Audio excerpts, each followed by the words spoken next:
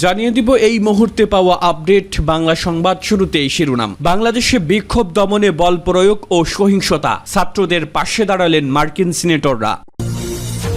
এদিকে বিক্ষোভ দমনে প্রাণঘাতী অস্ত্রের ব্যবহার বন্ধের আহ্বান, প্রধানমন্ত্রীকে অ্যামনেস্টি মহাসচিবের চিঠি। জানাবো ঢাকায় গ্রেফতার ৮৭% রাজনৈতিক পরিচয় নেই। স্বরাষ্ট্রমন্ত্রী আসাদুজ্জামান খান বলছেন তারা কোনো নিরপরাধ ব্যক্তিকে গ্রেফতার করছেন না। একটি রাজনৈতিক দল বা জোট অন্য একটি রাজনৈতিক দলের বিষয়ে কোনো সিদ্ধান্ত নিতে পারে না। বিবৃতিতে জামায়াতের আমির ডাক্তার শফিকুর রহমান। নিষিদ্ধের সিদ্ধান্ত বেআইনি বলে মন্তব্য জামায়াতে ইসলামীর। সবশেষে জানাবো বিএনপির জাতীয় ঐক্যের ডাকে জামায়াতের সমর্থন। শুনছিলেন সংবাদ শিরোনাম, এবারে বিস্তারিত।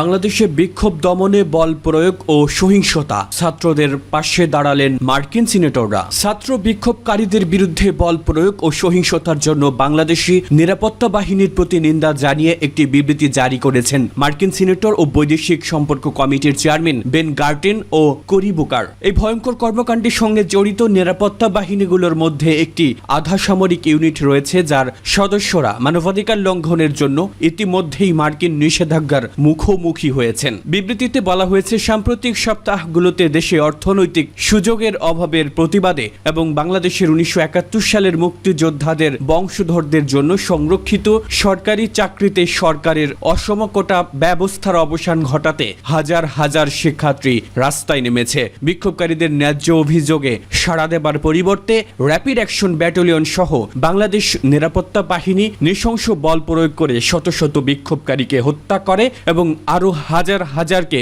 গ্রেফতার ও আহত করে। শান্তিপূর্ণভাবে সমাবেশ ও প্রতিবাদ করার অধিকার গণতান্ত্রিক সমাজের অন্যতম ভিত্তি। আমরা নিরাপত্তা বাহিনীর মানবাধিকার লঙ্ঘনের বিষয়ে অবিলম্বে একটি স্বাধীন ও নিরপেক্ষ তদন্ত পরিচালনা করার পাশাপাশি বিক্ষোভকারীদের অধিকারকে সম্মান এবং তাদের অভিযোগের সমাধান করার জন্য বাংলাদেশি কর্তৃপক্ষকে আহ্বান জানাই। মার্কিন যুক্তরাষ্ট্র এই সাহসী ব্যক্তিদের পাশে দাঁড়িয়েছে যারা তাদের মর্যাদার জন্য এবং একটি সমৃদ্ধ ভবিষ্যতের জন্য সংগ্রাম করছে। আমরা বাংলাদেশি মানবাধিকারের পক্ষে কথা বলতে থাকব এবং এই ধরনের অপব্যবহারের সাথে জড়িতদের জবাবদিহি চাই। সূত্র ফরেন রিলেশন কমিটি।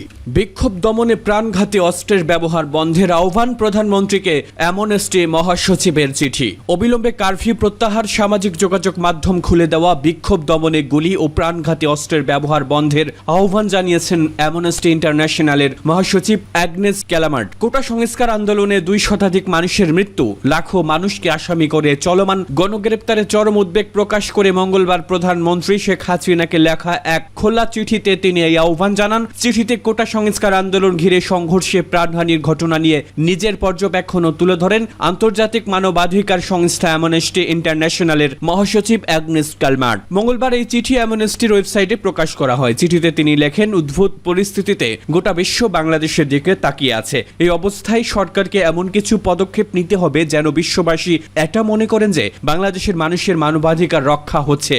ঢাকায় গ্রেপ্তার ৮৭% রাজনৈতিক পরিচয় নেই। রাজধানীর ফার্মগেট এলাকায় পিকআপ ট্রাক চালান নাসির উদ্দিন। গতকাল মঙ্গলবার দুপুরে রাজধানীর মিন্টো রোডের ডিবি কার্যালয়ের সামনে তার স্ত্রী বাবলি ছোট ছোট 4 কন্যা সন্তান নিয়ে দাঁড়িয়েছিলেন। পাশেই অঝরে কাঁদছিলেন নাসিরের মা রুমেল আক্তার। তারা জানান, ডিবি পরিচয়ে কয়েকজন গিয়ে বাসা থেকে নাসিরকে তুলে এনেছেন। তারা নাসিরের খোঁজে এসেছেন। শুধু নাসির নন, রাজধানীতে এখন প্রতিদিনই এমন অসংখ্য ভিড় করছেন ঢাকা মহানগর গোয়েন্দা পুলিশের কার্যালয়, বিভিন্ন থানা ও আদালতের সামনে। গতকাল দুপুর 12টা থেকে বেলা 3টা পর্যন্ত ডিবি অফিসের সামনে এমন 9টি পরিবারের সদস্যদের সঙ্গে কথা হয় প্রথম আলোর। আগের দিনও এমন আরো 4টি পরিবারকে পাওয়া যায় ডিবি কার্যালয়ের ফটকের সামনে। তাদের বেশিরভাগই দিনমজুর, শিক্ষার্থী ও ব্যবসায়ীদের স্বজন। তবে স্বরাষ্ট্রমন্ত্রী আসাদুজ্জামান খান কামাল বলেছেন তারা কোনো নিরপরাধ ব্যক্তিকে গ্রেফতার করছেন না। তিনি সচিবালয়ে গতকাল সাংবাদিকদের প্রশ্নে জবাবে বলেন, গোয়েন্দা তথ্য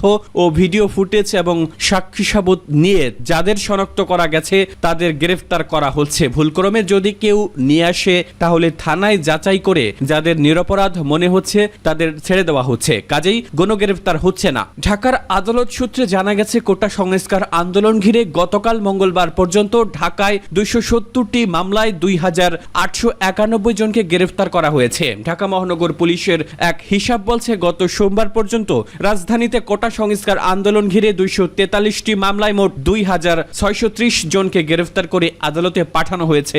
এর মধ্যে 2284 জনেরই কোনো রাজনৈতিক পরিচয় পাওয়া যায়নি, যা মোট গ্রেফতারের 86.84%। অর্থাৎ কোনো দলের সঙ্গে তাদের কোনো সংশ্লিষ্টতা নেই। সংশ্লিষ্টরা বলছেন তাদের বেশিরভাগই শিক্ষার্থী, শ্রমজীবী ও সাধারণ মানুষ। নিষিদ্ধের সিদ্ধান্ত বেআইনি, জামায়াতে ইসলামী। সোমবার রাতে 14 দলীয় জোটের বৈঠকে জামায়াতে ইসলামীর রাজনীতি নিষিদ্ধের সিদ্ধান্তের আনুষ্ঠানিক প্রতিবাদ জানিয়েছে সংগঠনটি। মঙ্গলবার গণমাধ্যমে পাঠানো এক বিবৃতিতে আওয়ামী লীগের নেতৃত্বাধীন 14 দলের সিদ্ধান্তের নিন্দা জানিয়ে দলটি বলেছে, জামায়াত নিষিদ্ধের সিদ্ধান্ত বেআইনি, এখতিয়ার বহির্ভূত ও সংবিধান পরিপন্থী। বিবৃতিতে জামায়াতের আমির ডাক্তার শফিকুর রহমান বলেন, একটি রাজনৈতিক দল বা জোট অন্য একটি রাজনৈতিক দলের বিষয়ে কোনো সিদ্ধান্ত নিতে পারে না। বাংলাদেশের আইন ও সংবিধান কাউকে এ এখতিয়ার দেয়নি। কোটা সংস্কার আন্দোলনে ছাত্রলীগ শিক্ষার্থীদের উপর হামলা চালিয়েছে দাবি করে জামায়াতের আমির বলেন, নিজেদের অপকর্মের দায় এড়াতে সরকার শুরু থেকেই মিথ্যাচার করছে। রাষ্ট্রযন্ত্র ব্যবহার করে জামায়াত ও বিরোধী রাজনৈতিক দলের উপর দোষারোপ করে বক্তব্য দিচ্ছে সরকার।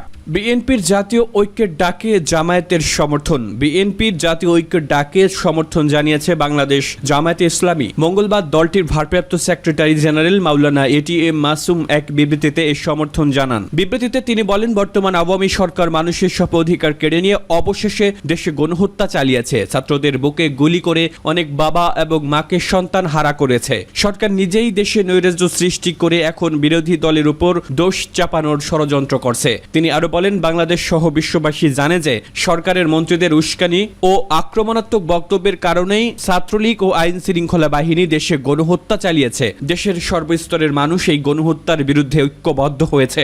এই পরিস্থিতিতে বিএনপির মহাসচিব জাতীয় ঐক্যের যে আহ্বান জানিয়েছেন, আমরা তাকে সাধুবাদ জানাচ্ছি এবং জাতীয় ঐক্যে বাংলাদেশ জামায়াতে ইসলামীর যোগদানের বিষয়ে আমরা সম্মতি জ্ঞাপন করছি।